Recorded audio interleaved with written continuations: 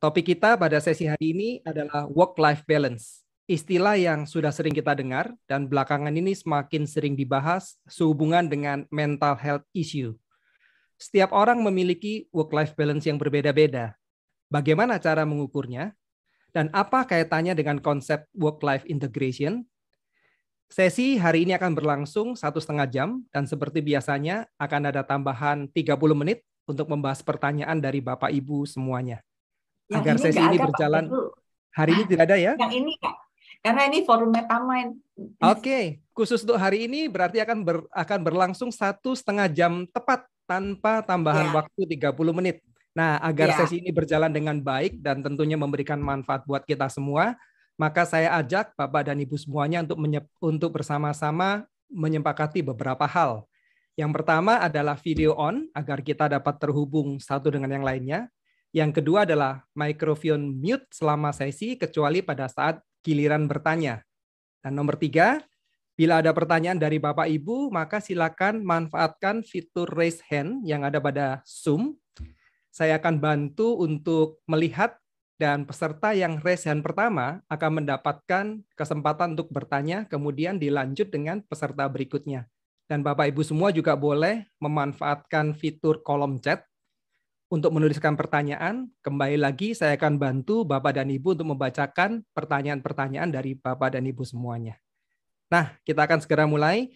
Forum Metamind pada hari ini akan dibawakan oleh seorang ibu yang dikenal sebagai wanita pertama di Asia yang memperoleh sertifikat resmi sebagai trainer neurolinguistic programming, neurosemantik, seorang meta coach profesional yang telah banyak memfasilitasi keberhasilan dari para personal di perusahaan, dan juga sebagai founder dari Metamind Training and Coaching Institute. Tidak berlama-lama, mari kita sambut bersama-sama Ibu Mariani Eng. Silakan Bu. Iya, terima kasih. Aduh, ini berkah buat saya ada moderatornya gitu ya. Jarang-jarang kan ya Mariani diperkenalkan, jarang-jarang ya acara Metamind tuh ada hostnya gitu ya. Jadi thanks a lot Pak Heru, luar biasa sekali. Beri applause yuk buat Pak Heru juga yuk. Yeay, kita applause buat Pak Heru. Iya, thank you Pak Heru. Dan selamat malam buat teman-teman semua yang baru bergabung, baik yang sudah kenal maupun belum kenal. Bagi yang belum kenal, saya ucapkan selamat datang, selamat bergabung dalam acara Forum Metamind yang diadakan setiap bulan pada Rabu ketiga. Jadi kalau Rabu hari ketiga, Minggu ketiga, jadi 3-3 gitu ya. Jadi Rabu ketiga selalu ada Forum Metamind. Dan forum Metamind ini kami usahakan selalu berisi materi-materi yang praktikal Bapak Ibu. Jadi saya ini kelabakan minggu terakhir baru mikir cari-cari apa ya materi yang hands on yang bisa Bapak Ibu ngikut kemudian bisa praktek langsung gitu. Jadi hari ini kita membahas tentang masih seputar mental health. Jadi selamat datang, salam kenal buat yang teman-teman yang baru bergabung. Dan buat teman-teman yang sudah kenal, yang baik yang berkenalan di online, banyak nih teman-teman yang kita sering online. Ini bulan Oktober nih, Metamind nggak ada online. Jadi pada kangen nggak nyari-nyari materi? Pada kangen kan? Mana nih online-nya? Narsis sedikit ya. Dan juga teman-teman yang walaupun belum pernah kenal online, tapi kita berkenalan di offline. So, selamat bertemu kembali Bapak Ibu, teman-teman semua, salam kangen. Ada Pak Lagawa, ada Bu Mary tadi, ya kan? Wah, udah lama nggak ketemu. Jadi, ada Pak Suwono lagi. Wah, hari ini berkat banget ya. Halo Pak Suwono, apa kabar? Alhamdulillah, baik Bu. Apa kabar Bu? Baik Pak, beginilah Pak, online terus nih, mudah-mudahan segera bisa bertemu muka ya Pak. Ya, so Bapak Ibu, malam ini memang materinya agak spesial. Spesial nggak sih ya kalau Bapak Ibu ya, kalau dengan work-life balance? Spesial nggak sih Bapak Ibu? Kalau ngomong mental health, kayaknya udah lagi beken banget deh mental health ini ya. Lalu kemudian healing katanya ya, antara healing sama halan gitu ya.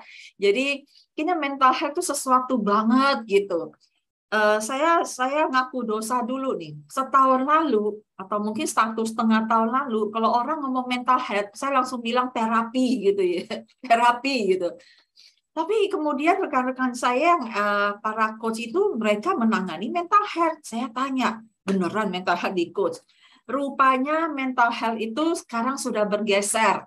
Ada yang deep, ya, tapi juga ada yang bisa di coaching. Nah, sejak itu setahun setengah lalu saya mulai memperhatikan yang mana bisa di coaching, yang mana bisa perlu di terapi, teman-teman. Nah, di situ juga saya mulai memperhatikan pergerakan dari mental health yang terus menjadi happening banget deh sekarang ini. Bahkan di perusahaan-perusahaan sudah ada loh divisi acara-acara kegiatan spesial menangani mental health-nya. Nah, Bapak Ibu, teman-teman, waduh saya lagi belajar manggil teman-teman nih, jadi biar nggak kelihatan tua gitu loh Pak Lagawa. Ujo kaget ya Pak ya, masih kagok gitu kan. Nah, saya ingin tahu nih teman-teman yang di kantornya nih sekarang lagi heboh tentang mental health, boleh angkat tangannya atau kasih reaction. Lagi heboh atau lagi happening tentang mental health. Angkat tangannya atau kasih reaction, oke. Ayo, mana? Ayo, cuma beberapa orang yang angkat tangan. Oh, Daniel mental health ya lagi heboh juga ya. Ada Eva juga, Bu Lulu juga. Wah, 100 itu artinya 100 orang atau 100% Pak Heru? 100% setuju, Bu.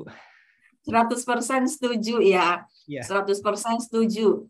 Nah, materi hari ini saya tidak bikin slide untuk materinya, jadi kita ngobrol, tapi yang pasti obrolannya cuma sedikit, selanjutnya adalah kita semua kerja, self-assessment.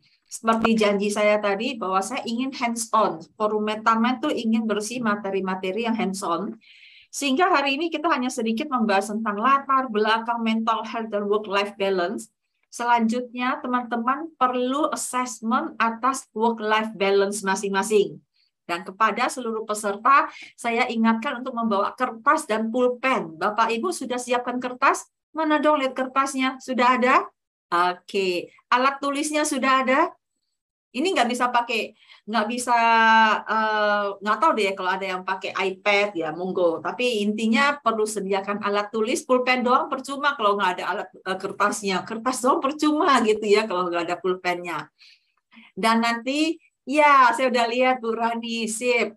Jadi nanti saya akan pandu pelan-pelan masing-masing perlu melakukan assessment work-life balance. Balance nggak sih hidup gue gitu ya.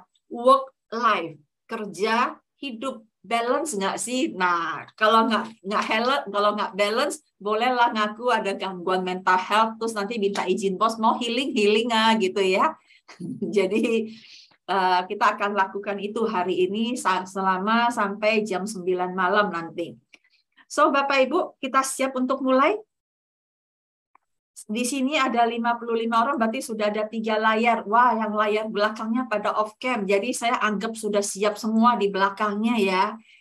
Nah, kalau berkenan, sekiranya boleh memberikan reaction-nya supaya saya tahu bahwa Bapak Ibu terlibat dan involved. Oke, baik.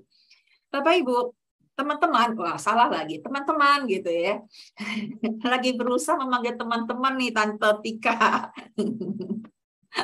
Biar nggak kata tue katanya. Ketika kita bicara soal mental health yang sering disebutkan itu, gangguan mental. Seberapa dalam sih gangguan mental yang kita rasakan selama ini? Atau lebih tepatnya, benarkah saya terkena gangguan mental gitu ya? Zaman dulu kalau dibilang kena gangguan mental tersinggung gitu loh ya, karena itu larinya ke psikiatri gitu kan ya. Tapi kok sekarang ini pada mau ngaku gitu kalau saya tuh mental health gitu. Nah, terus kemudian bisa healing gitu. Bahkan saya dengar bahwa ternyata kalau ada biaya dari perusahaan, kalau untuk berobat itu lebih murah daripada mental health. Kalau mental health katanya itu kalau berobat di reimburse bisa berapa juta gitu. Tapi kalau untuk kesehatan badan itu hanya sedikit katanya begitu. Jadi mental health lebih mahal daripada kesehatan fisik begitu. Jadi apa sih sebenarnya mental health? Waktu pandemi tahun 2020 kita mulai pandemi, awal 2021 saya mendapat satu email dari para senior di NLP dunia itu mengatakan bahwa mereka yang kena gangguan kesehatan mental pasca pandemi itu lebih banyak daripada gangguan mental pasca perang Vietnam, teman-teman. Itu saya kaget dan saya pikir itu hanya di Amerika karena yang perang Vietnam kan cuma Amerika gitu kan.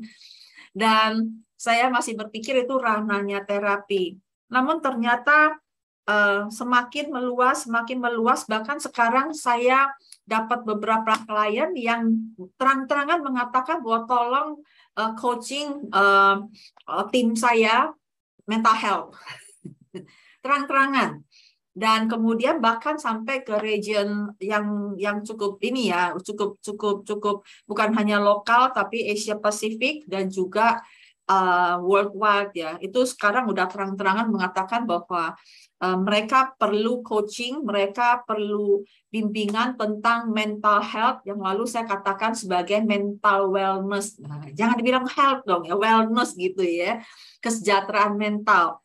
Lalu kemudian mari kita tengok sejenak apa sih yang menyebabkan terjadinya mental health gitu ya, nggak bisa tidur, ya stres, nggak bisa diem, tidur aja mikir gitu ya. Dan kalau kita lihat memang seiring dengan pandemi ini, waktu kerja kita lebih banyak daripada offline ya, benar nggak Bapak teman-teman? Ya. Dan lebih banyak karena biasanya kalau kita pulang ya pulang gitu ya. Sekarang nggak ada pulang-pulangnya karena depan layar kita terus kan. Jadi walaupun udah malam tetap aja ada kerjaan yang masuk dan kita handling gitu. Lalu kemudian yang saya lihat lagi yang lebih unik dan amazing itu adalah bagaimana dulu kalau kita mau meeting, paling nggak kita selesai satu meeting, kita perlu ganti ruangan. Kita masih jalan ke ruangan yang berbeda untuk meeting. Tapi sekarang nggak, cukup klik live meeting, join lagi yang baru. Betul nggak begitu, teman-teman? Sampai sebegitu, sedetik, 2 detik saja. Jadi otak kita tuh disuruh shifting. Bahkan ada yang sekali meeting 2 layar, 3 layar. Nah, waktu kejadian 2 layar, 3 layar, saya udah berpikir, saya udah mulai observe, apa jadinya ya otak kita dengan melihat 2 layar sekalian terus-menerus. Karena apa? Karena lihat layar satu aja katanya mata kita bisa minus ya, otak kita udah penuh, ini 2 layar sekalian. Nah, intinya adalah bahwa dengan ada 2 layar minimal loh ya, karena ada yang 3 layar. Maka bagusnya orang-orang semakin cerdas gitu kan. Multitasking gitu loh. Bagusnya gitu ya. Cuma efeknya juga adalah bahwa otak kita jadi penuh. Jadi terlalu banyak yang perlu kita fokuskan. Saya jadi teringat materi pembelajaran saya waktu tahun 2002. Saya mengambil spesialisasi penanganan anak ADHD. ADHD, Bapak teman-teman tahu ADHD? Anak-anak yang dibilang nggak bisa diem, nggak bisa konsen, attention deficit hyperactive disorder. Anak-anak yang ADD, attention deficit disorder atau ADHD, itu mereka punya lebih dari 1 layar dalam kepala, dalam otak mereka. Lebih dari 1 layar, bahkan dikatakan yang kelas berat itu 10 layar dalam otak mereka. Nah, kita sekarang ini dilatih untuk 2 layar atau 1 layar klik dengan cepatnya. Apa kita nggak jadi ADHD ya? Saya berpikir gitu waktu itu. Tapi ternyata bukan ADHD, jadi mental health katanya sekarang. Jadi kalau ada teman-teman yang mengalaminya, ayo mari kita mulai melihat bagaimana cara kita untuk benar-benar mampu merawat diri kita, self-care, teman-teman. Salah satunya adalah melalui mindfulness yang dibahas di forum MetaMind bulan lalu. Salah duanya apa? Salah duanya lakukan assessment, ya, lakukan assessment. Makanya Kemudian saya membawakan work-life balance. Nah, saya kasih lihat slide-nya deh ya. Kalau nggak ada slide kayaknya kurang seru. Tapi cuma ini doang slide-nya. Udah lihat belum ini gambarnya? Sudah kelihatan layarnya? Kasih jempol dong biar gue nggak sendirian.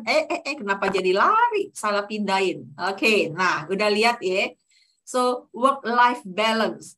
Nah, kalau melihat gambar ini, work-life balance, kira-kira yang muncul dalam pikiran teman-teman apa nih mengenai work-life balance ini? Ada yang mau ngasih pendapat? Apa nih yang ada dalam pikiran ketika mendengar tentang work-life balance?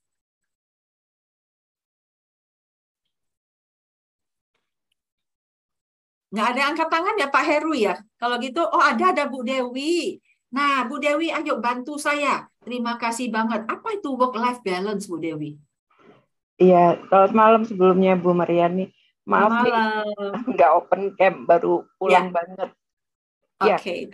Kalau work-life balance, kalau dilihat dari gambar ini, berarti adalah menyeimbangkan antara kehidupan kerja dengan kehidupan ya, dengan sehari-hari. Seperti antara kerja dengan kehidupan ya. Iya. Oke. So 100 buat Bu Dewi gitu ya. Nanti ambil dari Pak Heru aja Bu Dewi ya. Enggak, 10.000 Bu, biar yang kemarin ini zero jadinya. Asik, 10.000. Kami sedang berlangsung kelas praktisioner dan dendanya 10.000 itu loh. Jadi lagi heboh gitu ya. Baik, terima kasih Bu Dewi. So keseimbangan antara hidup life, kehidupan pribadi kita dan juga work kerja. Yang jelas selama pandemi, selama kita menjadi Zoomer, mereka yang Zoom terus-menerus akan merasa terganggu kehidupannya karena apa? Nggak punya waktu lagi untuk kita nggak punya waktu, kerja kita tuh nggak udah tanpa batas waktu, tanpa batas ruang gitu ya. Sehingga kadang-kadang kita benar-benar untuk makan aja kita sambil nge-zoom gitu loh. Kemudian malam hari aja kita masih ngurusin kerjaan dan bahkan ada yang nge-zoom juga. So work-life balance di sini keseimbangan. Dan justru mental health muncul ketika ada ketidakseimbangan itu. Kok bisa? Iya, karena apa? Karena kita merasakan ada yang kurang, ada kerinduan. Ada kerinduan saya untuk menikmati makanan misalnya. Ada kerinduan saya untuk lebih banyak bertemu teman-teman gitu ya. Kalau bertemu teman-teman ya mau nggak mau deh waktu ada 2 tahun kita nggak bisa keluar gitu ya. Nah, kemudian ada juga yang merasa kehilangan karena dia biasanya traveling, nggak bisa traveling. Nah, bagi mereka yang tidak merasa kehilangan, tidak akan merasakan mental health-nya. Biasa aja tuh memang nggak bisa gitu ya. Namun mereka yang merasakan kehilangan, wah gue nggak bisa traveling nih, gue kangen teman-teman biasanya hangout sebulan sekali nih, udah berapa belas bulan nggak hangout. Ketika dia mulai merasakan itu, maka mulailah ada muncul yang namanya ketidakseimbangan. Dan juga secara mental, secara psikis kita merasakan, secara fisik juga kita merasakan kelelahan itu. Nah, pertanyaannya lebih capek mana? Capek badan atau capek pikiran? Ayo teman-teman, lebih capek mana? Pikiran atau fisik? Pikiran, Bu. Pikiran ya, lebih capek pikiran. Pikiran kita capek oleh kerja, plus pikiran kita juga capek mikirin, gue udah lama nggak begini nih, gue udah lama nggak begitu. Akhirnya double-double teman-teman. Jadi pernah kepikiran apakah mental health ini muncul karena adanya generasi anak muda yang suka instan tapi nggak jadi gitu ya. Tapi nggak juga, karena ternyata saya dikasih tahu bahwa secara ekosistem dunia juga ada memperhatikan tentang energi-energi yang bukan hanya go green, tapi juga bagaimana mental wellness-nya. Mental wellness ya, bukan mental health. Tapi kayaknya manusia lebih suka mengatakan health-nya daripada wellness-nya begitu. So, ada yang merasakan demikian tentang mental health itu? Ada yang mau sharingkan tentang mental health-nya? Mudah-mudahan tidak ada yang mengalami ya. Mudah-mudahan tidak. Ini kebetulan saja sedang happening gitu. Kalau zaman dulu mungkin bilangnya burnout gitu ya. Bilangnya burnout. Jadi Yuk, mari kita mulai mengukur saja seberapa besar work-life balance kita. Nanti baru kita lanjut bincang-bincangnya ya. Dan tadi saya melihat Daniel. Silakan Daniel mengacungkan reaction, mau mengatakan sesuatu atau bertanya. Silakan Daniel. Tadi saya mau share, Bu. Tadi baru saja saya memberikan arahan buat guru saya. Jadi kan mereka memberikan report dalam bentuk tulisan tangan. Karena saya seorang grafolog, jadi saya tahu manusia ini mau bunuh diri. Ada tendensi untuk bunuh diri. Akhirnya ya itu, karena kan saya memperhatikan. Karena sekolah anak ABK di tempat saya itu, kalau gurunya yang error, ya itu kan lebih masalah lagi. Makanya saya perhatiin banget. Gitu. Ini salah satu contoh ya di tempat saya gitu. Terus yang kedua, dinamika politik di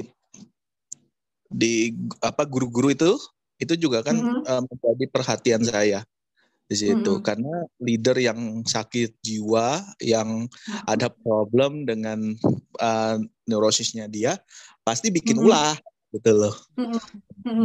Akan berpengaruh juga dengan leadership style. Makanya ini contoh yang saya pakai di sekolahan saya.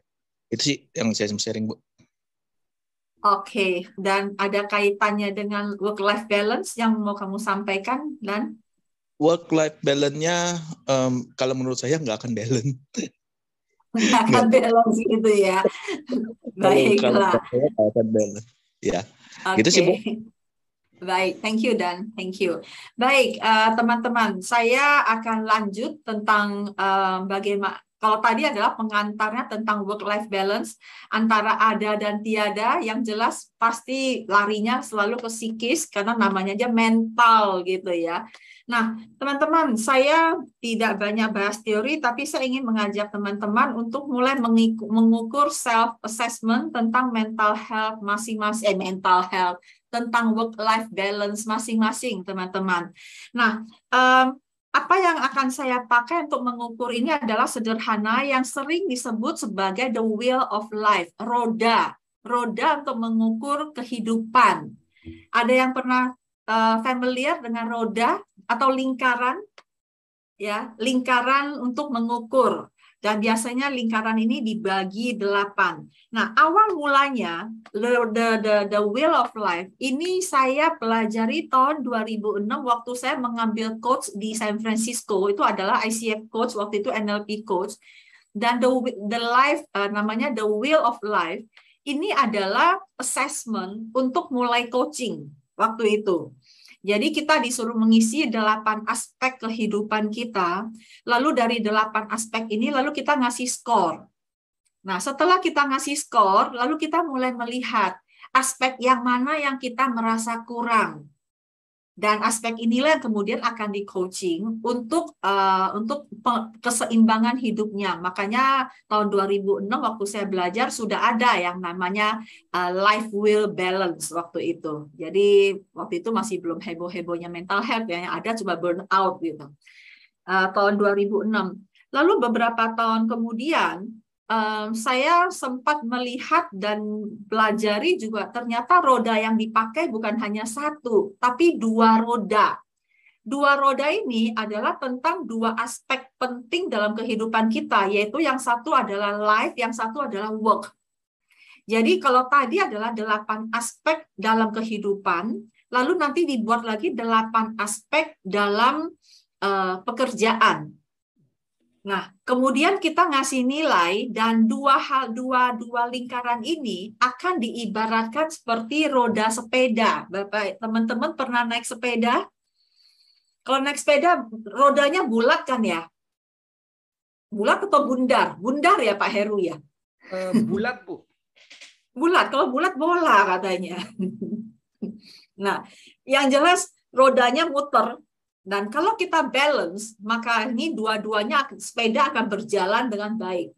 Tapi kalau rodanya nggak bulat, maka sepedanya jadi nggak bisa muter. Nah, kira-kira seperti itulah gambaran tentang work-life balance yang kemudian dikenal sebagai work-life integration. Bagaimana kita mengintegrasikannya. Teorinya banyak, teman-teman. Silakan di googling aja, maka saya tidak terlalu banyak membahas teori. Tapi mari kita mengukur masing-masing. So, siap kertasnya, teman-teman? Siap dengan kertasnya? Sebentar ya, Nah, kalau sudah siap, maka mari kita mulai dengan tuliskan 8 aspek penting dalam kehidupan. Saya akan coba share screen. Sebentar ya. Nah, saya akan share screen. Teman-teman, mari mulai tulis. Nah, tulis 8 aspek penting dalam pekerjaan. Seperti ini kira-kira. Dari nomor 1 sampai 8. Silakan. 8 aspek penting.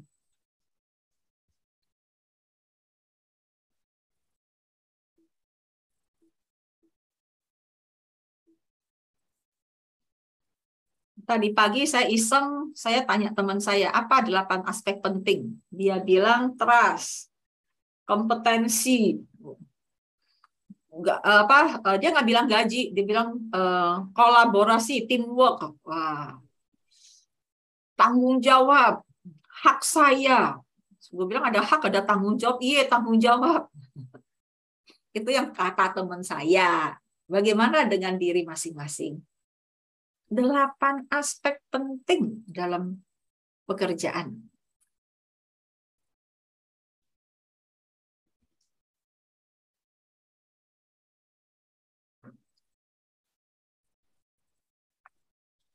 Tadi saya lupa disclaimer loh Pak Heru.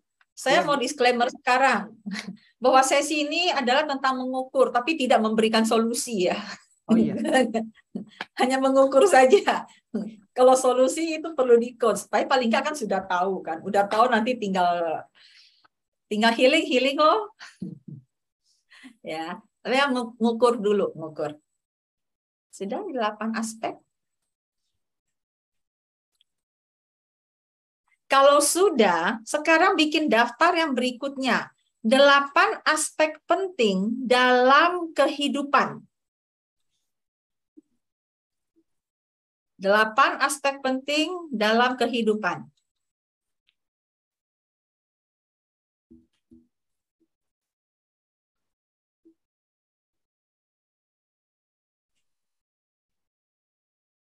Umumnya dalam kehidupan, karir, keluarga, traveling. Tadi teman saya ngisinya traveling gitu ya. Terus rohani, terus finance, keuangan, itu penting dalam kehidupan gitu ya. Katanya loh, masing-masing orang boleh beda. Teman saya masukin traveling nomor 1 dia. Udah lama dia nggak healing soalnya.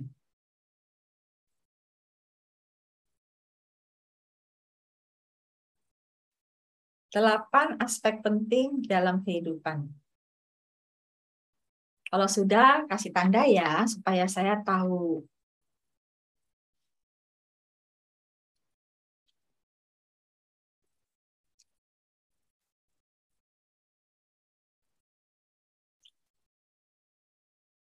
Ingat bahwa aspek penting ini tidak bisa nyontek, karena setiap orang itu beda-beda. Apa ya penting buat dia, belum tentu penting buat saya. Jadi masing-masing. Oke, sudah?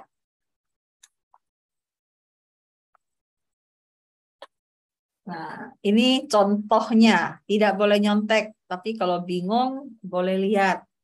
Nah, ini contohnya nih. Ini tadi pagi saya tanya teman saya, apa aspek kehidupan yang penting?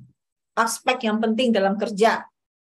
Nah, ini contoh ya, ini tidak boleh nyontek. Kalau sama ya syukur, nggak sama ya sudah. Nah, ini aspek teman saya yang tadi pagi saya tanya.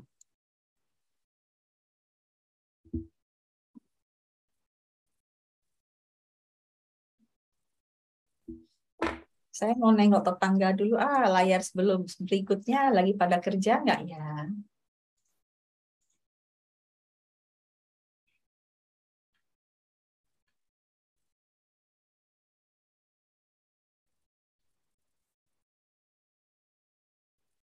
Oke.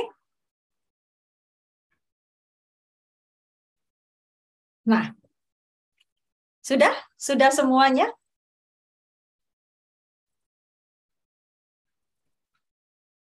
Ya, Bu Lia sudah kasih jempol. Enak nih Pak Heru, kita cuma nunggu doang. Sudah Bu, Iya. kata Bu Rani. Hah? Sedang pada Kalau Pak fokus, Heru, Bu. Saya iya. sudah, Bu. Kalau Pak Heru isinya apa Pak? Nanya. Kasih tahu nggak ya, gitu ya Pak Tahu Heru nggak ya? ya? Oke, terima kasih Bu Vita atau Bu Fitis ya. Bu Chandrani sudah. Bu Chandra sudah, Ibu Rani juga sudah. Yang sudah dikasih reaction dong, biar kita bisa mengetahui berapa orang. Oke. Ya, oke. Nanti kalau udah pada jempol semua, baru kita lanjut. Ya. Yang udah jempol jangan diturunin, biar tahu. Ya, oke. Yang belakang juga sudah. Oke.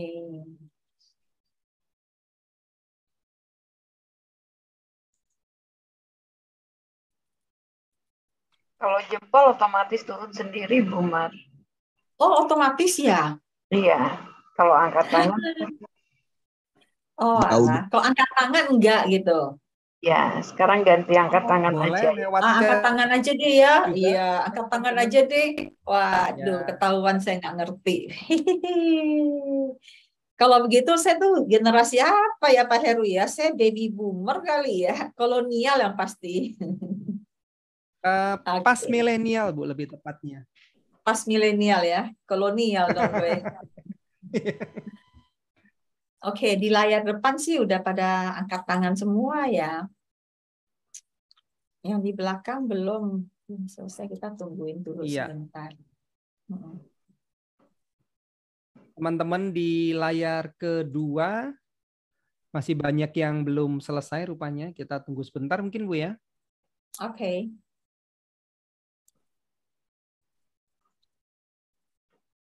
Nah, bagi yang sudah, Joella, sambil nunggu, silakan mulai mengurut catatan yang tadi. Tadi kan dari tulis 8 nih. Sekarang diurut yang mana nomor 1, yang mana nomor 2. Dan seterusnya. Yang mana yang paling penting, itu taruh di nomor 1. Lalu mana yang paling penting nomor 2, diurut sesuai dengan urutan prioritasnya. Nah, yang belum silakan dipikir. Tadi pagi tuh teman saya tuh hanya mikir 7, nggak dapat 8 dia Pak Heru. Nanggung, Jadi Bu, dia hanya ditambah dapat 1, Bu. 7, mikir-mikir nggak ada. Gue bilang, personal growth penting nggak? Nggak, gue nggak pikirin katanya. Nah lo, gue bilang. Ya udah gue masukin personal growth deh, gue bilang. Gue nggak pernah mikirin itu katanya. Bukannya kalau kita makin hari makin growth, ya nggak juga. Gue bilang ada orang makin hari makin bego, gue bilang. Akhirnya dimasukin lah sama dia personal growth.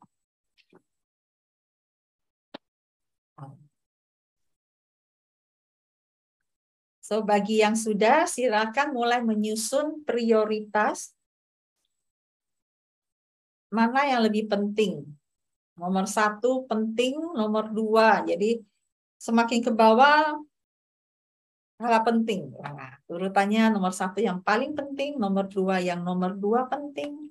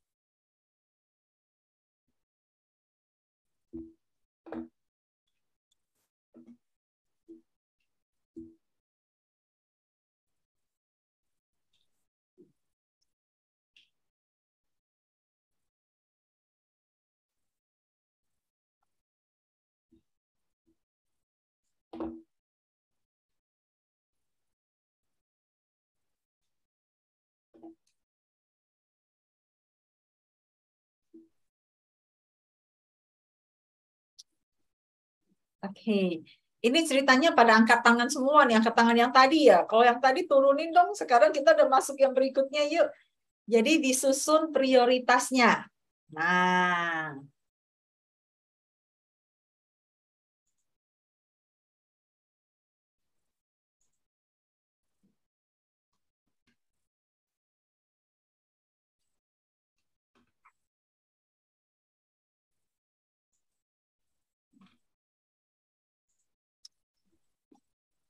kehidupan mentok 7, pekerjaan mentok hanya bisa isi 4.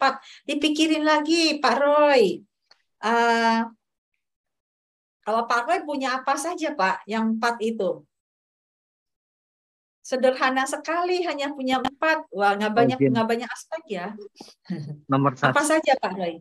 1 gaji, 2 untuk yang kerja keamanan, atau hidup? Hah? Yang kerja, Jin. Oke, 1 gaji, 2 keamanan. Dalam keamanan kerja. itu artinya dalam kerja. Arti pekerjaannya tidak berisiko tinggi gitu. Oke, bukan pekerjaannya nggak bakal bangkrut gitu, enggak ya? Enggak, tapi aman dari bahaya gitu, karena ada pekerjaan yang berbahaya kan. Oh, oke. Safety ya dalam hal ini ya. Oke. Lalu ketiga, kesesuaian dengan minat. Oke. Keempat, ketepatan gaji dibayarkan. Ketepatan gaji dibayarkan. Oke. Terkesannya itu semua eksternal ya. Iya, Bu Mar. Terima kasih. Kalau boleh kita coba ya, kita brainstorm saja. Misalnya tentang teamwork. Penting nggak bagi Pak Roy dalam pekerjaan? Misalnya. Atau ada kayak teman saya, dia membicarakan fasilitas. Lalu ada yang membicarakan tentang fleksibilitas. Nah, silakan Pak Roy coba mikir-mikir lagi supaya bisa jadi 8. Ya. Walaupun tidak sesuai dengan value saya, tapi saya tulis saja apa yang bagus. Boleh apa begitu yang ya? penting? Apa yang ya, penting? apa yang penting bagi Pak Roy? Ya. Ada Ada juga yang mikirin lokasi, lokasinya jauh dekat gitu, monggo. Dan by the way, teman-teman kalau mau bertanya, monggo ya. Misalnya ada yang belum dapat 8, yuk kita bahas. Jadi saya nggak lanjut dulu. Dan mohon teman-teman yang angkat tangan, tolong diturunin lagi dong, raise hand. Saya jadi nggak bisa bedain mana yang mau nanya, mana yang udah. Terima kasih. Nah, kali-kali aja ada yang bertanya yang belum bisa mendapat 8 aspek. Tinggal Daniel, Pak Ferry, dan Pak Indra. Ini mau bertanya atau udah selesai? Dan mau nanya, Dan? Tidak ada suara. Sepertinya Pak sudah Indra selesai, Bu. Oh, sudah selesai. Oke, baik. Pak Indra mau bertanya? Tidak. Oke. So, teman-teman sudah semua dikasih aspeknya sudah disusun berurutan sesuai prioritas? Oke, ngangguk sudah? Oke, baik. Kalau sudah, maka berikutnya kalau sudah disusun sekarang mulai dikasih skor. Nah, lihat bahwa ini tadi pagi ini ngisinya masih suka-suka, lalu kemudian saya minta dikasih ini, jadi diurutkan, lalu mulai dikasih skor. Misalnya soal di tempat kerja, saat ini aspek trust nilainya berapa? Contoh ya, ini contoh. Nah, teman saya mengisinya 4, jadi di kantor lagi merasa saling curiga. Wah, 4 nilainya. Lalu saat ini, fleksibilitas di kantor menurutmu skornya berapa? Teman saya ini mengisinya 7. Teman-teman, ini skor ini adalah subjektif. Persepsi masing-masing. Ingat bahwa bicara soal work-life balance itu adalah subjektif menurut masing-masing orang. Jadi teman-teman silakan memberikan angka di balik setiap aspek sesuai dengan persepsi masing-masing. Pertanyaannya adalah berapa nilai atas aspek yang satu ini saat ini? Ya. Jadi berapa nilai aspek ini di saat ini? Nah, teman-teman silakan memberi nilai di setiap aspek. Kalau ada yang kurang paham, monggo silakan bertanya. Ada yang mau menanyakan ini, monggo. Dan sepertinya ada yang angkat tangan ya Pak Heru. Ada Bu Dewi sepertinya yang akan bertanya ya. Kalau Pak Indra, apakah mau bertanya Pak? Pak Indra. Oke. Oke, kita next ke Bu Dewi ya. Oke, saya stop share. Ya, silakan Bu Dewi dan juga Bu Yusti ya. Ya, yang kedua, mana duluan ya? Oke. Yang pertama Bu Dewi, silakan Bu. Iya, terima kasih Pak Heru. Bu Umar, ini range angkanya 1 sampai 8 atau dari 0 sampai 10. Terima kasih Bu Dewi. Dari 0 sampai 10. Baik, terima kasih Bu. Ya, 10 itu artinya nilainya baik sekali, 0 itu nggak ada sama sekali. 0 itu nggak ada, 10 itu baik sekali. Jadi contoh teman saya tadi mengatakan bahwa di kantor saat ini trust itu 4, lagi pada curigaan. Trustnya 4. Lalu dia melakukan fleksibel sih, gue bisa kemana-mana, jadi nilainya 7 katanya. Ingat ya, subjektif. 7 tuh udah bagus gitu. Monggo. Silakan Bu Yusti mau bertanya, silakan. Ya, saya nih kayaknya kebalik memahaminya. Yang dalam aspek pekerjaan, lingkungan berarti lingkungan pekerjaannya ya Bu Mar, bukan saya di dalam lingkungan itu ya? Kalau teman saya sih, dia mengatakan lingkungan kerja, teman-temannya asik atau enggak. Bukan saya, apa yang saya inginkan dalam lingkungan pekerjaan. Kalau teman saya bukan. Ini kan masing-masing orang beda ya Bu Yusti. Oh, jadi enggak masalah ya, semisal saya menganggapnya bahwa apa yang saya dalam lingkungan kerja, dari konteksnya saya, apa yang saya inginkan dalam lingkungan kerja, bukan hanya konteks lingkungan kerja saja gitu ya. Boleh ya? Iya, iya. Oh, kalau tadi itu hanya contoh, tidak boleh sama, Jumlah. Kalau pas sama, tentu dengan definisi masing-masing. Oh, oke. Thank you, Bu Mar. Ya, thank you. Dengan makna masing-masing. Oke. Teman-teman yang lain bagaimana? Lancar mengisinya? Eva, lancar, Pak? Lumayan Bu, lancar. Lancar ya. 8 aspek tinggi-tinggi semua lagi nanti. Semoga ya Bu. Semoga ya. Tante gimana Tante? Gede-gede nggak nilainya Tante? Atau malah ada yang jomplang Tante? Aman Bu. Aman ya, di atas 5 semua ya? yang live enggak. Oke. Yang kerjaan iya. Siap-siap ketemu gue, Dek. Waduh, salah ya. Wah, maksud gue kuliner. Oh iya, boleh. Karena tadi live-nya makan-makannya kurang kayaknya. Makan-makannya kurang ya. Iya, apalagi terakhir bilangnya ada miswa tuh di situ tuh. Oh, betul, setuju Bu, nanti. Ya, jadi kayaknya aku perlu ke sana lagi. Ya. Ini masih 4 soalnya Bu. Nanti biar jadi 8 Bu makannya. Biar jadi 8 kulinernya. Ya. Asik. Oke. Teman-teman yang Pak Lagama gimana? Ada yang di bawah 5, Pak? Enggak ada, Bu. Aman-aman. Aman ya? Oke, berarti nggak perlu ketemu gue gitu. Juilah. Gaya banget. Pengen ketemu sih, Bu. Ayo. Nggak perlu 5 kok.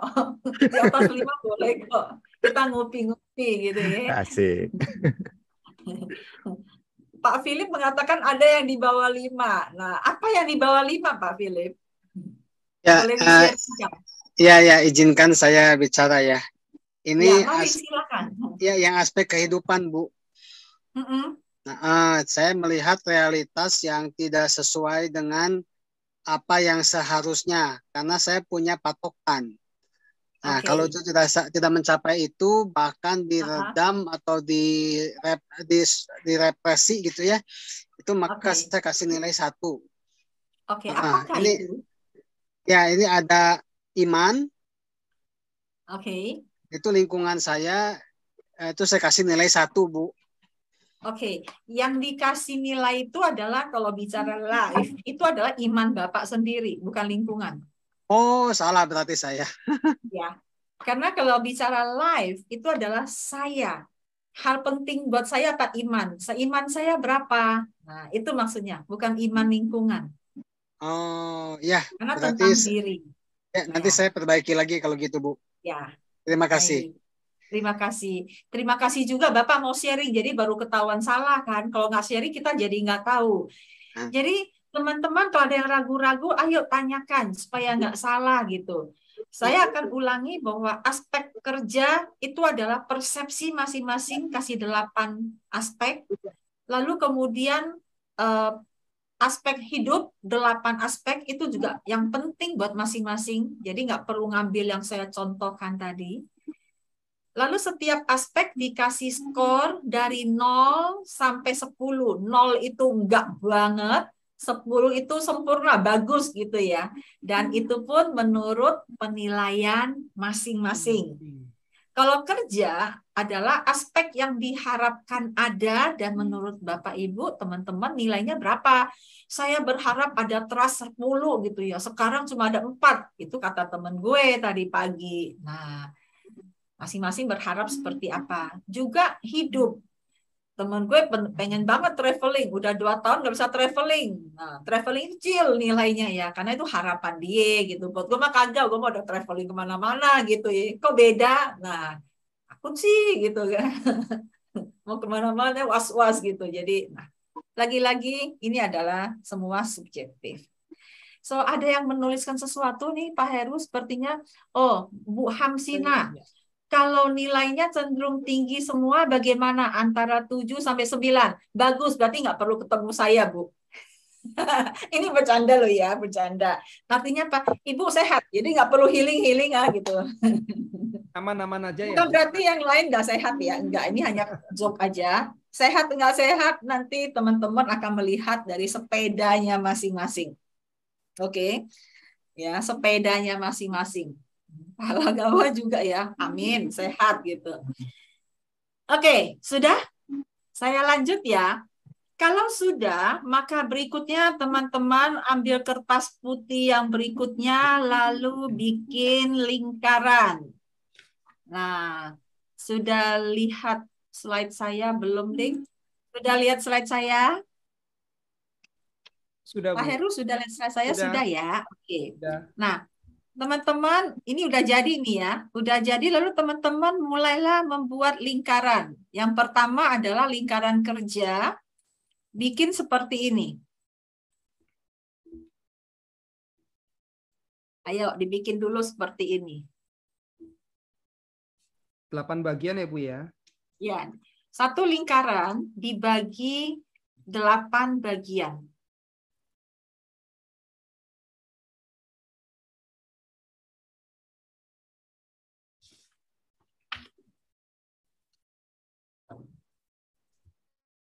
Bagi yang sudah 8 bagian, lalu dimulai dari arah jam 1 ya, dikasih aspek nomor 1.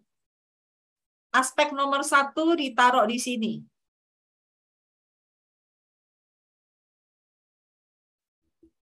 Aspek nomor 1 yang penting apa? Jangan ngikut saya ya, ini hanya contoh. Sekali lagi ini hanya contoh. Yang nomor 1 ditulis di arah ini, nomor 1. Sudah? Kalau sudah, nomor 2 taruh di sini.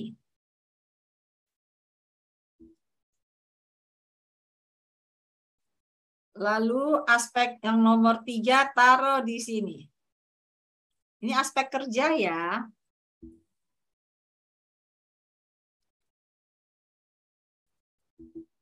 Dan seterusnya. Dan seterusnya. Saya jadi kayak ibu guru anak-anak TK, pelajaran menggambar. Sudah anak-anak?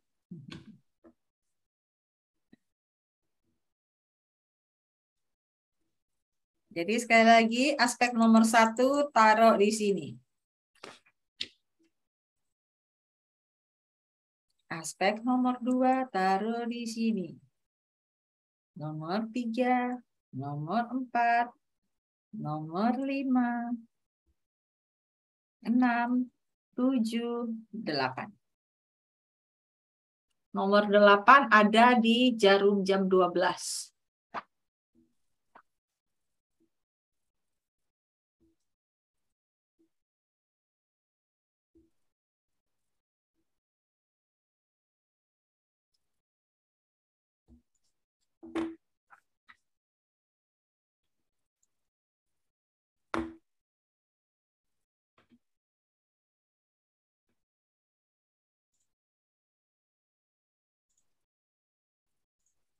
Kalau sudah belum? Sudah, Bu. Sudah belum? Yang jawab cuma Pak Heru. Sudah, Bu. Sudah ya? Sudah. Kalau sudah, lalu ditulis skornya di samping. Tadi skornya berapa? Tulis di sini.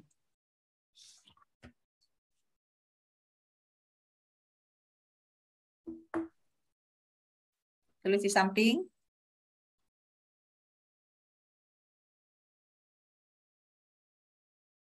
Lalu lihat baik-baik nih, saya tandain ya. Ketika sudah tulis skornya, lalu bayangkan ini, Bapak Ibu tolong lihat ke layar deh. Ini skornya 4, maka kalau ini adalah 0, ini adalah 10, maka 4-nya ada di sini, ditandain 4-nya. Oke? Lalu ketika 7, maka ini dibagi 2, lalu kasih skala 7, ditandain 7-nya. Nah, lebih kurang aja, lebih kurang ya. Dan berikutnya dikasih skor, lalu ditandain di garis ini. Kira-kira 7 itu di mana sih? Nah, sesuai skor masing-masing ditandain di garis itu skornya. Sekali lagi, bagi yang ketinggalan, ibarat tengah ini adalah 0, mentok di sini adalah 10, lalu tandain skor 4 misalnya, ada di mana? Skor 8 titiknya ada di mana?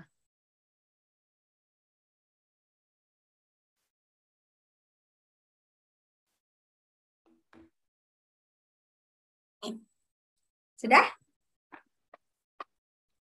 Kalau sudah, tarik garis antara satu dengan yang lain.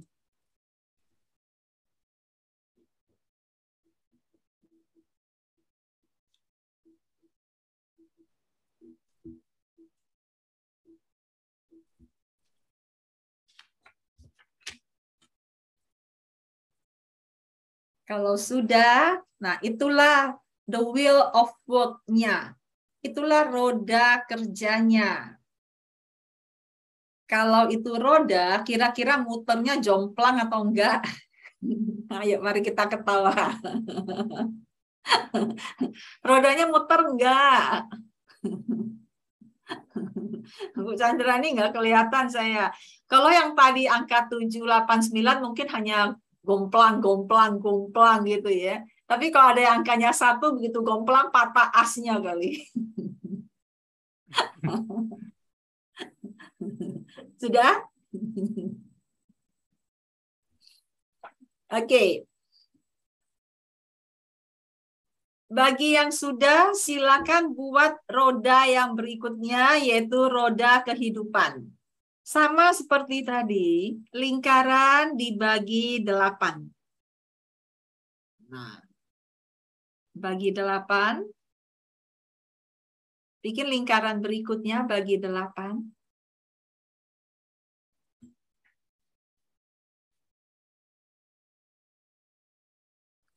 Saya berusaha mengikuti teman-teman. Apakah saya terlalu cepat ya Pak Heru?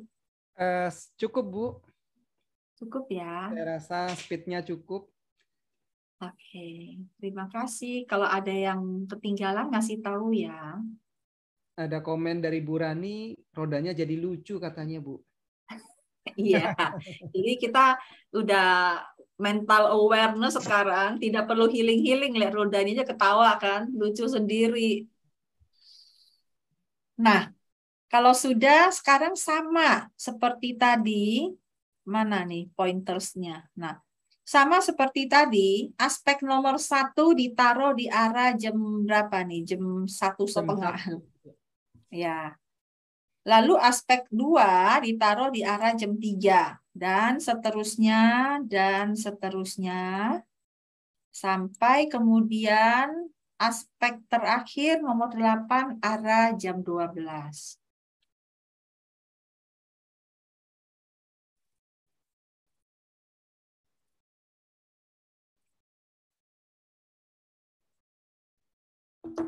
Dan sama seperti tadi, dikasih skor, lalu ditandain titiknya di mana. Ini angkanya 7, maka ibarat 0 sampai 10, kasih tanda 7-nya di mana. Gampang kan? Iya. Mari diteruskan. Pak Heru tertawa. Kayaknya saya sekarang suka dengan kata itu, Pak Heru. Gampang kan? Make life easier gitu loh.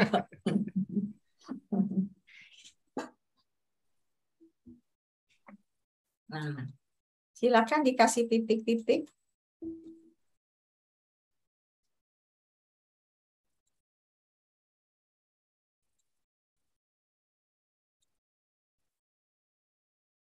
Kalau sudah ada titik-titiknya, hubungkan garisnya lagi.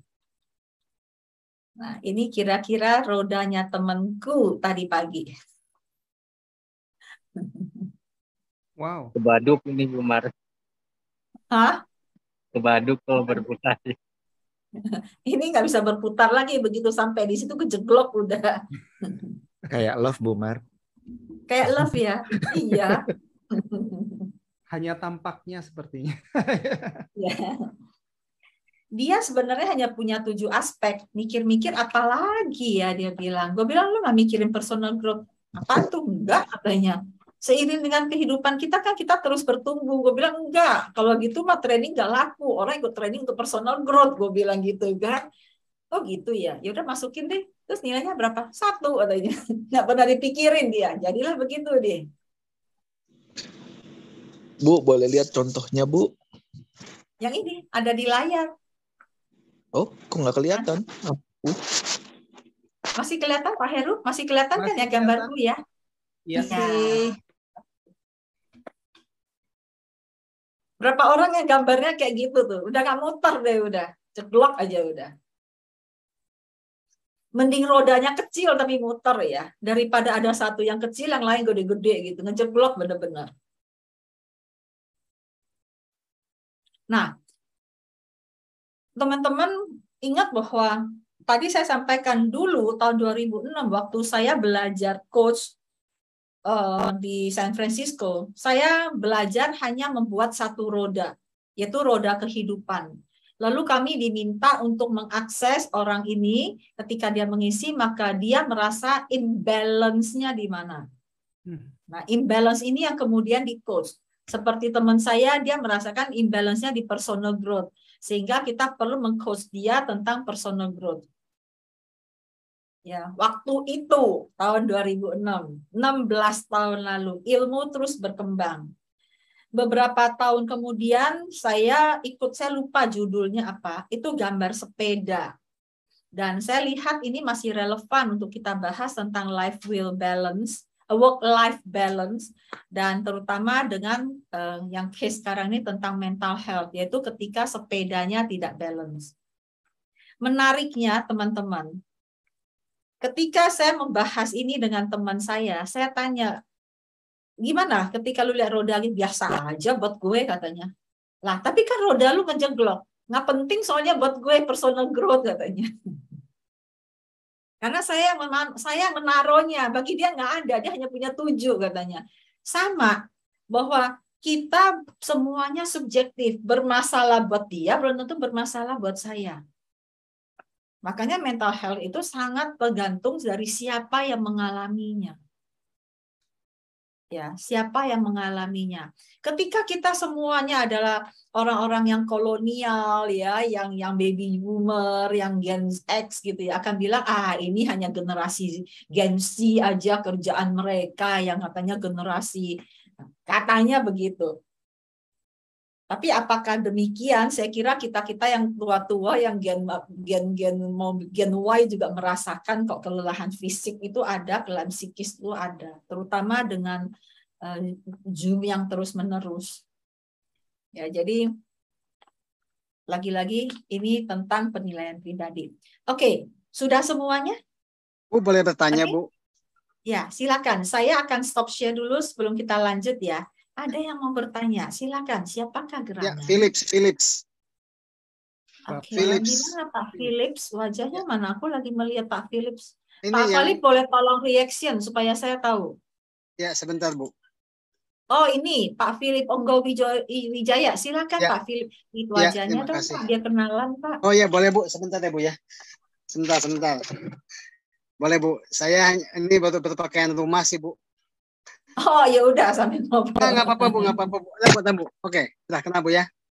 Ya, asik. Salam kenal, Pak Philips. Ya, terima kasih. Ini, Bu, saya tadi melihat sepanjang ini kita bicara rodanya penyok-penyok gitu ya, Bu ya. Tapi saya malah lebih setuju dengan yang penyok tapi realistis, Bu. Kita nggak berpikir roda ini muter, Bu. Ini roda penyok bisa saja itu menunjukkan kondisi yang prioritas, Bu. Bagus, Bu. Sebab bayangkan, Bu, kalau kita mikirnya harus muter, tapi semuanya ngumpul yang kecil, Bu. Nilainya 1 semua. 10-10-nya, 8-8-nya 1 semua. Bayang kualitas hidupnya jelek, tapi rodanya muternya mulus. Ya. Sedangkan kalau kita berharap semuanya 10, itu terlalu idealis, Bu. Iya. Sama-sama mulus juga muter, tapi kayaknya susah, Bu. Nggak bisa idealis. Itu, Bu, pendapat saya. Terima kasih. Baik, terima kasih Bapak. Kelahiran tahun berapa? Salah ya. Ya Pak, memang saya melihat bahwa lagi-lagi ini subjektif. Justru dengan waktu 16 tahun lalu, ketika kita melihat roda penyok ini, kita tidak mengeluh. Justru kita work on it. Kita ingin membalanskan dengan bagaimana mengembangkan yang penyok itu.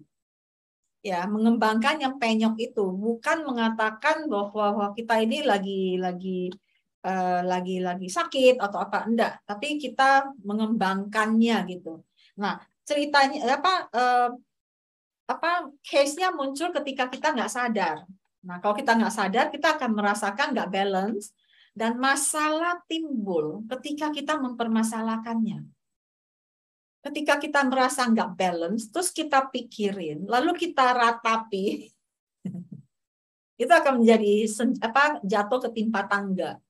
Tapi kalau kita tahu, lalu kemudian kita lakukan sesuatu, seperti Pak Philip kata itu realistis. Dan ketika realistis, lalu kita mulailah melakukan sesuatu. Makanya tadi saya bilang kalau yang selisihnya cuma 7, 8, 9, paling tumpang gitu, asik kan, hidup punya cerita gitu. Nah, kalau yang ngejeglok begini, berhenti gitu. Nah, yuk kita work on it. Ya, kita lakukan sesuatu untuk itu. Thank you, Pak Philip. Jadi punya Pak Philip jegloknya berapa banyak ya Pak? Semakin jeglok semakin banyak PR katanya. Kalau penting gitu, kalau nggak penting ya waste gitu. Oke, sudah? Ada yang mau ditanyakan atau ada yang mau di-sharingkan? Silakan pakai reaction. Sepertinya Bu Lia mau bertanya ya. Iya. Silakan Bu Lia. Ya Bu Mar, terima kasih Pak Heru.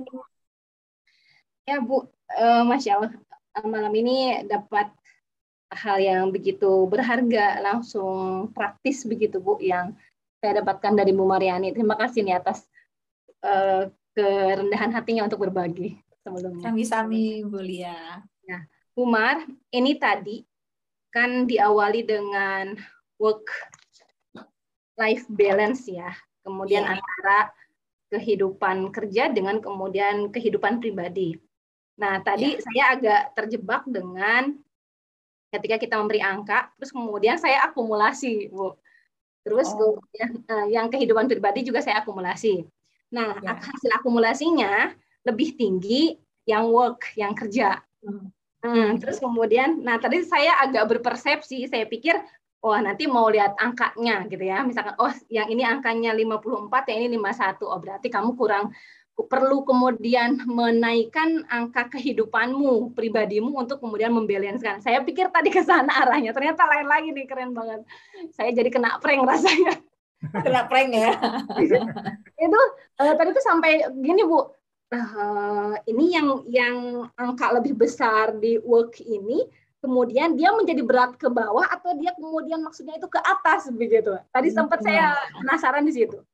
Tapi setelah kemudian melihat hasil ini sendiri, hasil rodanya yang saya pribadi, gini Bu, di angka yang secara akumulasi lebih besar, tapi dia kayak punya roda justru yang lebih tajam gitu. Ada sisi yang lebih kempes begitu Bu.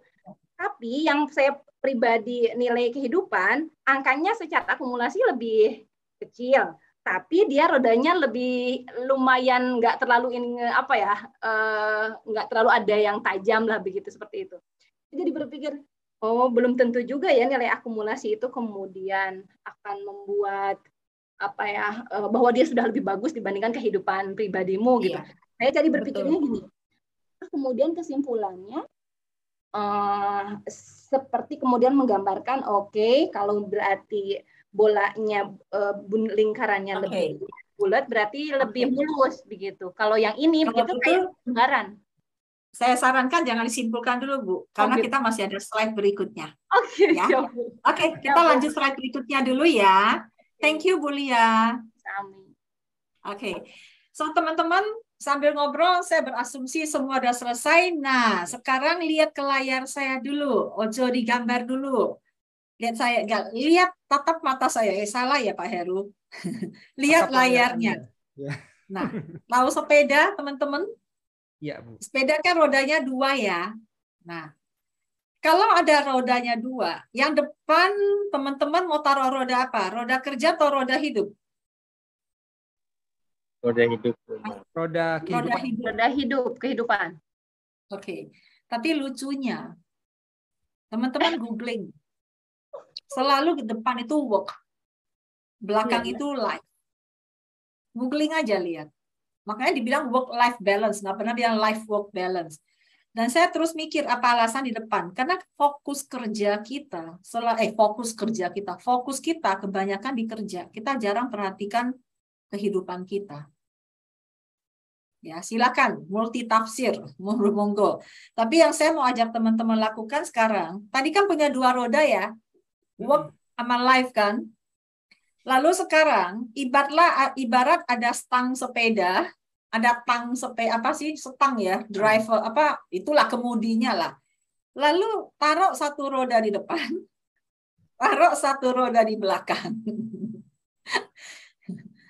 Ya, coba taruh kerja dulu. Teman-teman lihat yang menjadi fokus utama kerja atau life. Kalau kerja, maka yang paling depan adalah ini. Karena kita setiap hari, seumur hidup kita sibuk bekerja. Yang kita kendarai kerja kita, seakan-akan hidup menyusul. Nah, mari kita ketawa dengan lihat gerakan ini, teman-teman. Ya, ini nanti sepeda ini perlu muter. Ini muternya masih bagus karena pakai PowerPoint, tapi aslinya nggak akan muter kan. Nah, ayo sekarang gambar Pak. Silakan teman-teman. Saya mau lihat sepeda masing-masing, rodanya bagaimana. Apakah penuh cinta seperti yang tadi? Monggo. Kalau boleh dipotong gitu ya, tempelin.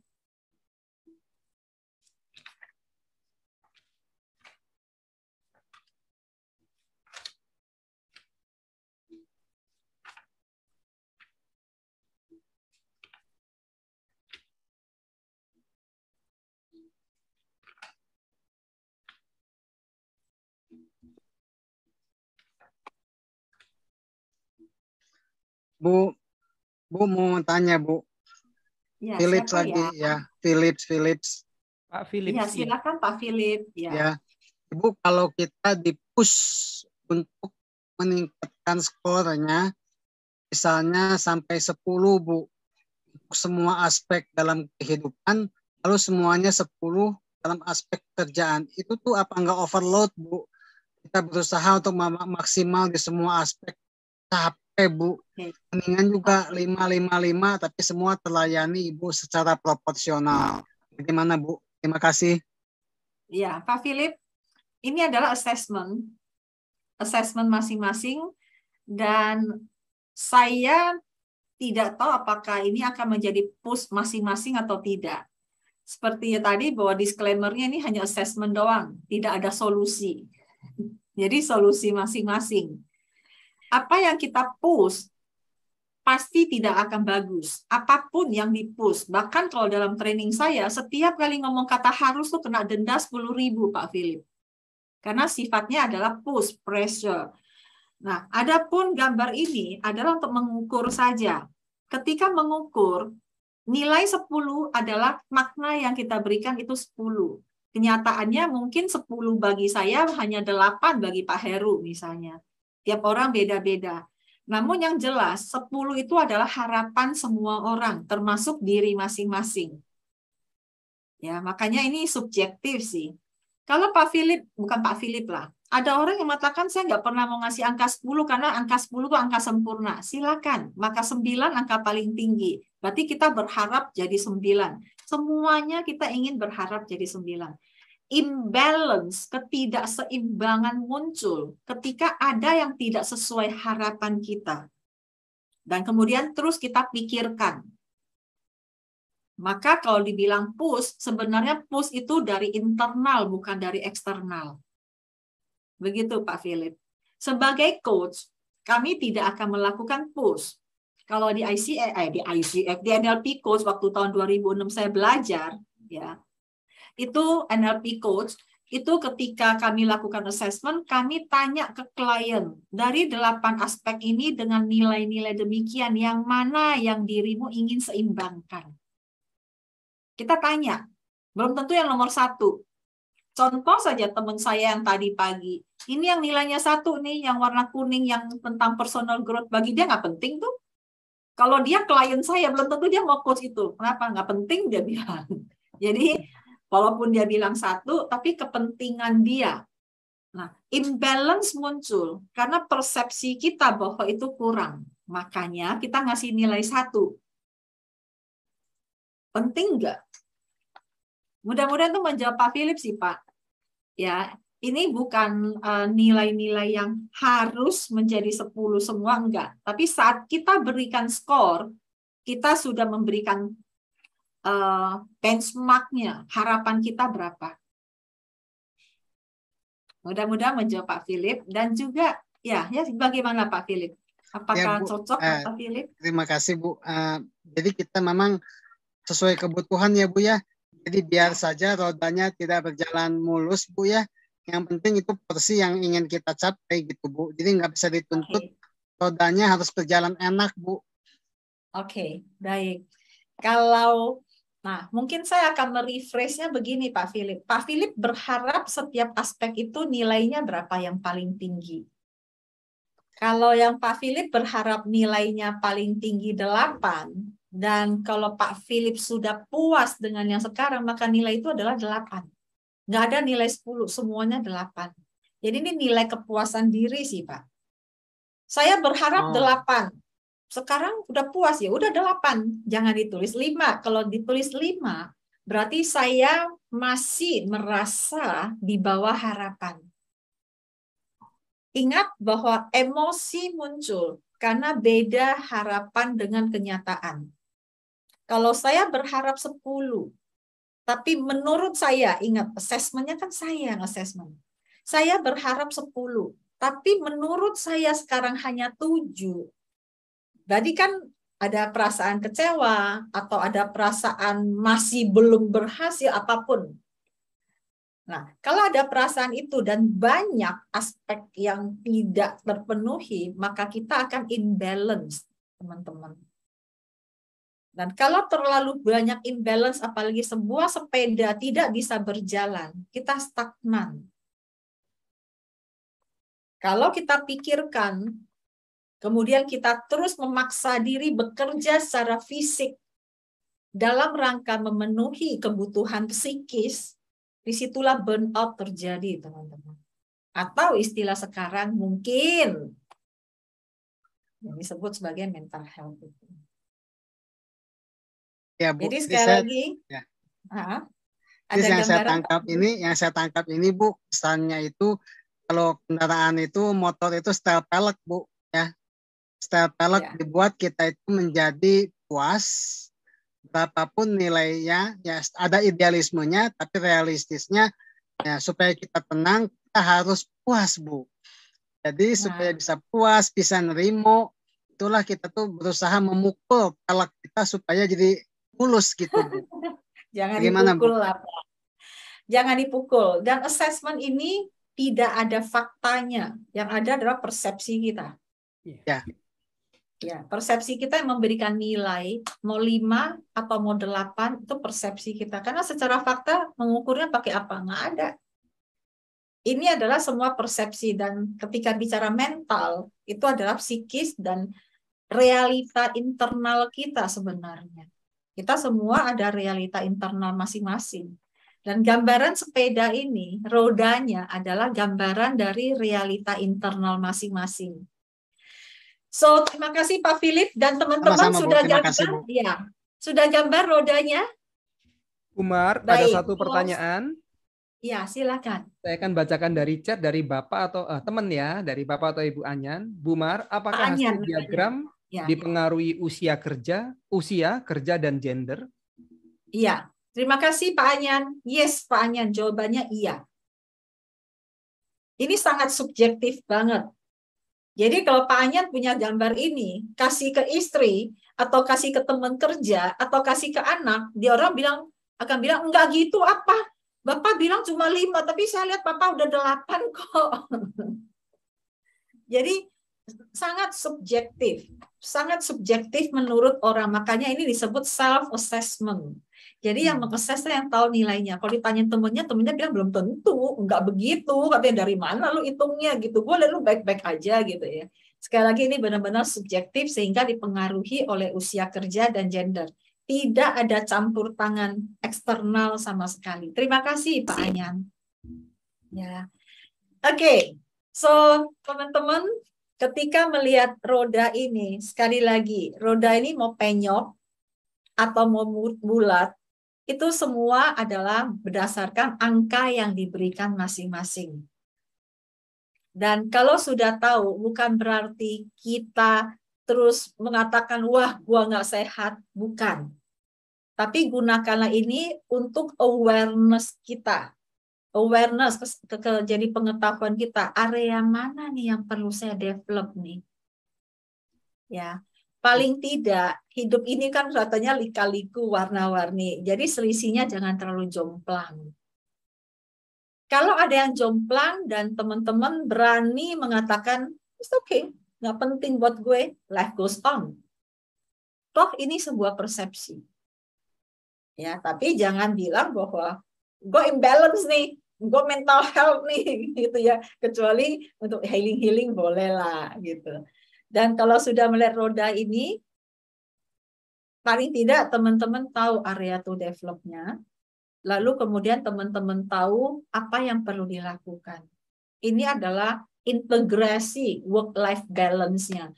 So, work-life integration. Untuk definisi dan teori-teori, teman-teman bisa melihat, dan saya yakin ada berbagai sudut pandang. Saya berusaha mengukurnya secara sederhana. Ya, secara sederhana yang bisa kita praktek semuanya. Nah, saya punya 2 pertanyaan buat teman-teman nih sebelum kita closing dengan pertanyaan. So, ketika melihat ini, bagaimana keseimbangan sepeda tersebut saat kedua roda dipasangkan? Keseimbangannya bagaimana? Apakah seimbang? Santai-santai aja gue gitu ya. Nah, kalau dia bisa tidak seimbang, tapi baik-baik aja, ngapain dikasih nilai kecil kalau gitu kan? Penuhin aja gitu. Lalu kemudian kalau sudah, nah ini ada yang perlu, apa yang perlu dilakukan agar sepeda bisa berjalan dengan baik? Ini pertanyaan lo ya dua-duanya. Dan di akhir saya tetap jualan. Work-life balance. Do you need a coach? Kalau itu perlu di coach ya. Kalau mau nge-coach, tulis di WhatsApp group nanti ya. Aku carikan coachnya. Saya lagi tanya teman-teman, ada nggak yang mau melayani coach teman-teman kalau ada yang mau lanjut begitu untuk work-life balance ini? Dan bagi teman-teman coach yang mau ikut membantu, nanti japri saya juga, Bu Mar, kalau ada yang mau, saya mau deh. Sukarela gitu, monggo. Kali-kali aja teman yang mau sukarela. Tapi intinya adalah bahwa 2 pertanyaan ini. Bagaimana keseimbangan? Lalu apa yang perlu dilakukan agar sepeda bisa berjalan dengan baik? Oke, itu PR buat masing-masing. Dan yang terlalu jomplang, kita ketawa bareng yuk. Dan silakan kalau mau tanya jawab, monggo Pak Heru. Satu hal yang saya mau ingatkan teman-teman, jangan buru-buru keluar dari WhatsApp group. Silakan nanti akan diberikan link untuk bergabung dengan WhatsApp group induk. Dan WhatsApp group induk ini nanti kita bisa saling discuss, ya, discuss tentang hal ini lagi. Jadi jangan buru-buru tinggal ya, mau bahas, mau ini silakan, oke? Nah, Pak Heru, saya kembalikan ke Pak Heru. Kalau ada yang mau bertanya, silakan. Iya, buat teman-teman semua, apakah ada pertanyaan? Ya, pertanyaan pertama dan kedua, pertama dari Ibu Yusti. Silakan Bu Yusti, kemudian disambung dengan Bapak. Ibu Nata. Atau Ibu YF Nata. Ibu Nata, ya. Kesempatan pertama untuk Bu Yusti. Silakan ya, Bu. Makasih Pak Heru. Bu Mar, ini bukan pertanyaan tapi pernyataan dari penjelasan Bu Mar. Jadi saya melihatnya begini, kan tadi Bu Mar banyak berkata tentang persepsi kita pribadi, gitu ya. Iya. Jadi bukan dinilai orang. Saya tadi baru ngeh gitu ya, bahwa selama ini ketika saya berkata nggak balance itu karena prosesnya ada di luar. Orang melihat terus kitanya ke bawah. Tapi setelah tadi Bu Mar berbicara dan kebetulan saya menulis, saya men-skornya, saya menyadarin bahwa finally akhirnya adalah bagaimana kita menerima proses kehidupan kita, baik di dalam pekerjaan dan di dalam kehidupan pribadi kita. Tadi 2 itu ya mensyukurilah apapun yang ada, sekalipun mungkin tidak memuaskan kita, itu 1. Kedua, bagaimana tadi kan ada pertanyaan bagaimana supaya itu terus berjalan ya, yang kedua kalau nggak salah ya. Ada yang jawab kedua, ya, ada yang jawab digoes. Apapun hidup kita ya tetap digoes. Kita tetap melakukan kehidupan kita. Kebetulan saya tidak ada yang saya tulis di 10. Rata-rata 7 dan 8. Di situ saya menyadarin bahwa ketika saya goes, itulah berarti hidup saya terus berjalan. Dan kalaupun itu saya katakan 8, mungkin itu akan bertumbuh. Tapi kalau saya sudah, tadi Bu Mar katakan kalau sudah cukup di 8 ya sudah. Tapi ada space untuk bertumbuh. Kalau saya kasih di 10, kayaknya saya nggak punya space untuk bertumbuh di dalam pekerjaan dan hidup saya. Nah, itu yang saya pahamin. Terima kasih Bu Mar, itu membukakan sesuatu, ya bagaimana kita melihat hidup ini. Terima kasih Bu Mar. Terima kasih Bu Yusti. So, thank you banget Bu Yusti membantu memberikan pandangannya. Is really bahwa kita hidup di dunia internal kita. Jadi memberi nilai ya kita gitu ya, menulis aspek penting ya kita, ngasih nilai ya kita, kemudian mau jomplang atau enggak ya kita. Dan kemudian saya jadi tertarik melanjutkan metafornya Bu Yusti. Kalau roda itu adalah roda dari baja, semakin kita besi aja, semakin kita goes, yang jomplang tadi akan menjadi rata, dan mestinya jadi sama. Karena kayak ibarat menempa besi. Tapi kalau itu adalah dari aluminium, pasti akan lebih jomplang lagi. Jadi rodanya terbuat dari apa? Kira-kira begitulah metafornya. Thank you banget Bu Yusti. Tepuk tangan buat Bu Yusti, senang sekali saya. Thank you Bu Yusti. Iya, baik. Lalu berikutnya silakan. Adalah Ibu Nata. Silakan Bu. Ya, selamat malam, salam kenal semuanya. Salam kenal Bu Nata.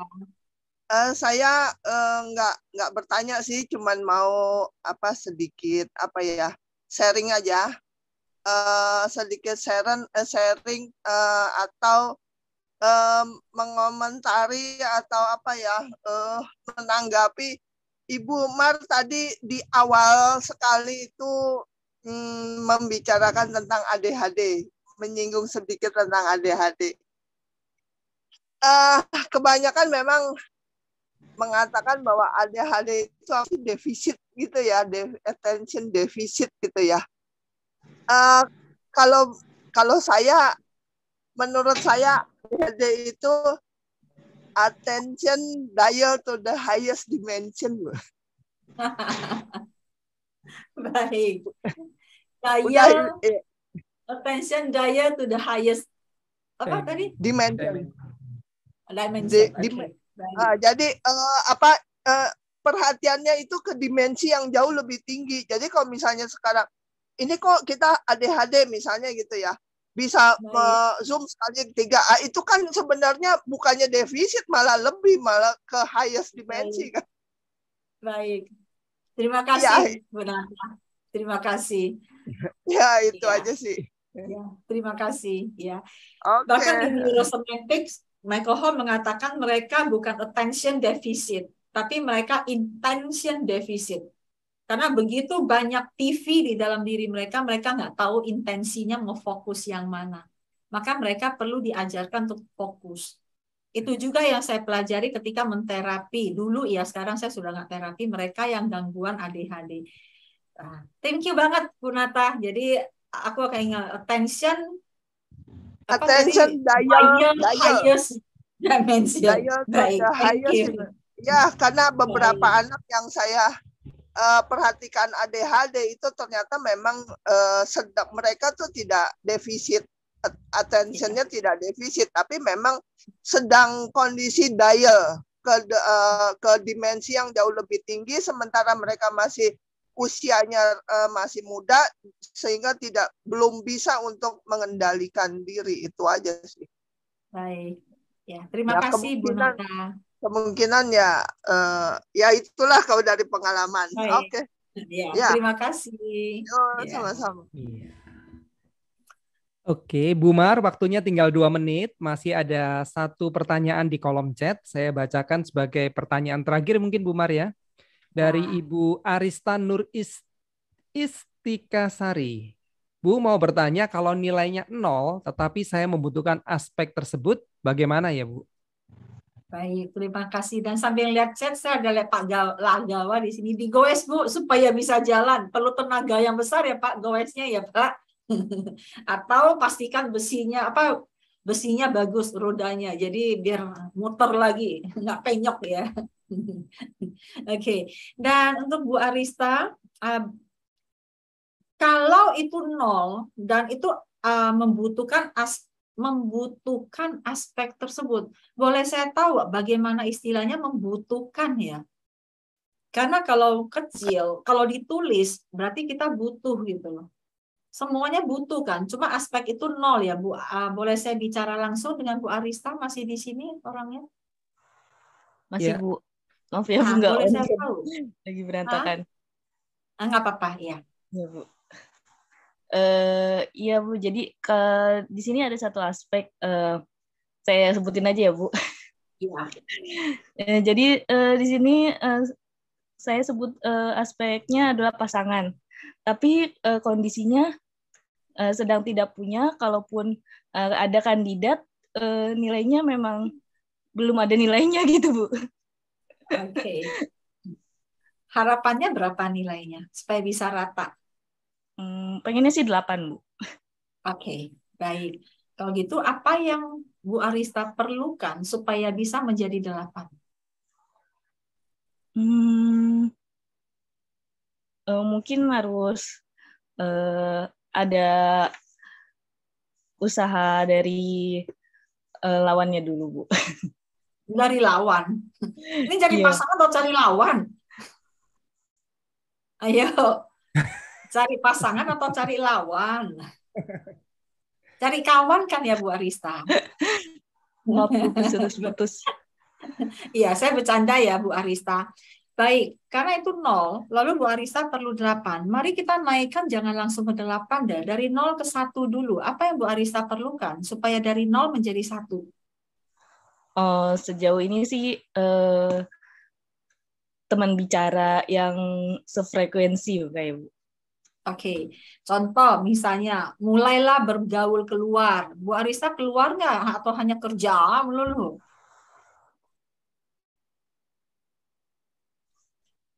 Halo.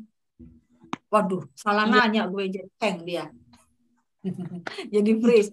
So, ketika dari 0, kalau memang angkanya 0 ke 8 terlalu jauh, mulai dari 0 ke 1 dulu. Untuk menjadi satu, apakah saya sudah membuka diri misalnya, apakah saya sudah mulai gaul, kadang-kadang kan kita di rumah terus ya gitu ya, atau kerja terus, itu dari 0 ke 1. Lalu dari 1 ke 2, apa yang kita perlukan?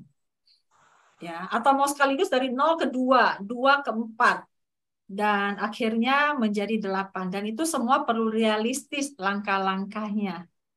Makanya saya nggak mau langsung 8. Begitu Bu Arista? Oke Bu, ya Bu, nanti Bu. Makasih Bu. Ya, satu persatu. Bu Arista tadi saya joke loh ya, antara bergaul atau enggak saya kan nggak tahu ya. Tapi Bu Arista keluar nggak? Enggak Bu, ini memang sinyalnya di sini kurang bagus. Ya, oke, mudah-mudahan mendapatkan. So, keluar bertemu orang, atau bahkan ada yang ketemu ininya di Facebook online, lalu akhirnya jadian deh gitu, nggak main Facebook, nggak main Insta, gimana gitu kan, salah satu contoh. Iya Bu. Ya, ayo mulai langkah baby step dulu. Oke, terima kasih Bu Arista. Oke, Pak Heru, kayaknya masih banyak yang mau dibahas ya, tapi gimana Pak Heru? Kita kasih lewat. Karena waktunya sudah jam 9 dan kita sudah set di awal bahwa sesi ini akan berakhir di jam 9, kita akan udahin bersama-sama sesi kita kali foto ini. bareng dulu ya, Pak Heru. Ya. Iya. Oke. Rini siap untuk memfoto kita, Rin? Ya, siap Bu. Oke. Tolong chatnya di stop, ya tidak ada chat, dan yuk kita tunjukkan wajah kita masing-masing, yuk kita biar kenalan sedikit. Nah, fotonya nanti bisa dilihat di grup dan juga biasanya suka ditaruh di Insta. Ya. Oke ya. Silakan. Ya. 1, 2, 3. Oke. Aku lihat ada Citra. Apa kabar Citra? Bener ya, Citra yang ku kenal ya? Betul Ibu, sehat Ibu. Ibu sehat kan? Sehat. Senang sekali. Oke. Layar kedua. Ya. Nah. 1, 2, 3. Oke, terima kasih. Sudah? Sudah, Bu. Oke, gue nggak tahu nih layar berapa nih munculnya. Oke, sip. So, Pak Heru, kita akhiri. Ya. Oke, teman-teman, terima kasih semua buat kehadirannya di sesi Forum Metamind. Teman-teman